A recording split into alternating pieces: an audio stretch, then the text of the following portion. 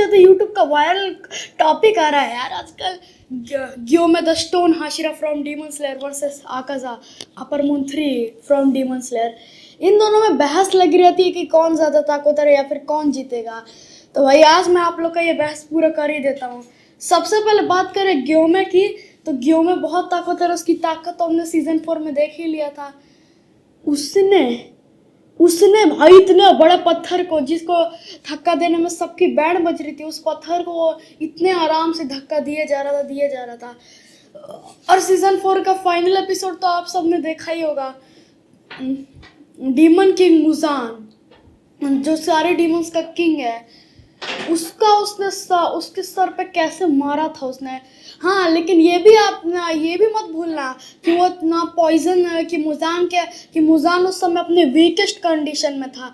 यानी कि मुजान उस समय बस अपना 10% पावर यूज़ कर सकता था, और उन 10% में से शायद मुजान ग्योमे के ऊपर अपना 1 या फिर 2% पावर यूज़ कर रहा होगा, इसीलिए ग्योमे बच गया।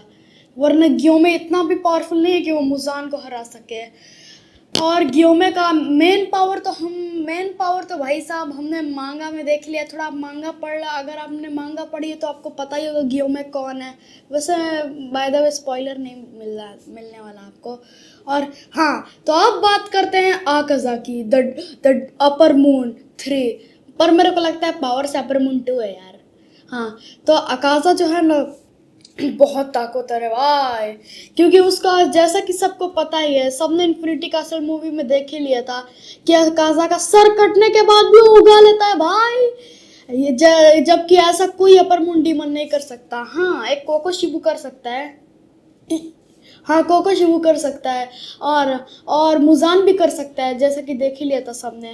और आकाजा जैसे ही किया ना तो सब शॉक्ड हो गए। वो तो आकाजा को अपनी मेमोरीज याद आ गई, इसलिए मर गया।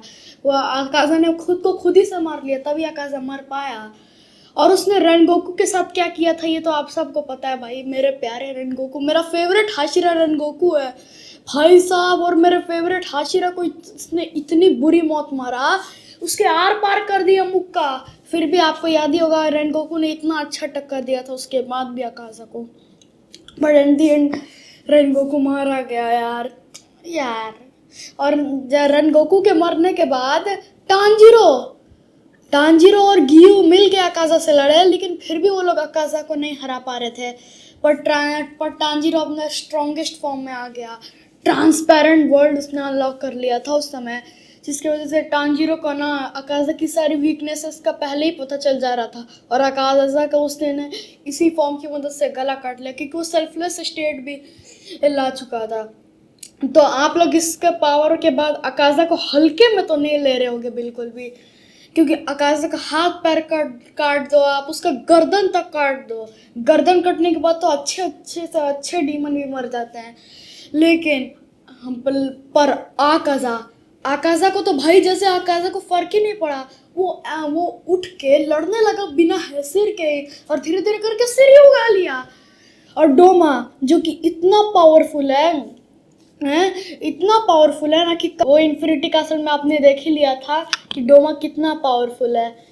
तो इस बात का भी आप अंदाज़ा लगा लो कि शिनोबू की बड़ी बहन काने जो थी ना, वो इतनी स्ट्रांग हाशिरा थी, पर उसके बाद भी डोमा ने उसे इतनी इजीली हरा दिया। डोमा को चोट ही नहीं लगा। शिनोबू की भी उसने बैंड बजा दी थी, है ना बात भाई। डोमा बहुत ताकतवर है, और उस डोमा का आकाजा के 1% से भी कम पावर वाले सिंगल पंच में उसने कुछ इस टाइप से मारा था।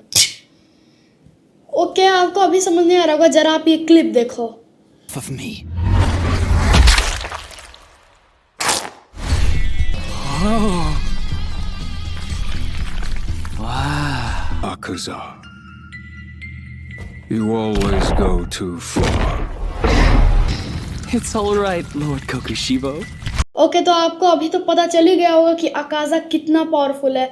आप इस क्लिप में साफ साफ देख सकते हो कि आकाजा ने डोमा का आधा सर ही तोड़ दिया। लेकिन आप देख सकते हो ना कि डोमा का रिजनरेशन कितना फास्ट है, लेकिन वो आकाजा से बेस्ट नहीं है।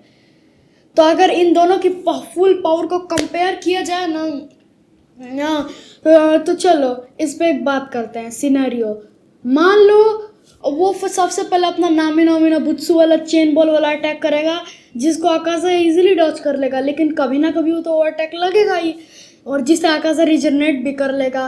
बट आकाशा के पंचेस इतने पावरफुल है ना कि ग्योमे की कोई ड्यूरेबिलिटी उसके पंचेस के सामने काम नहीं आने वाली।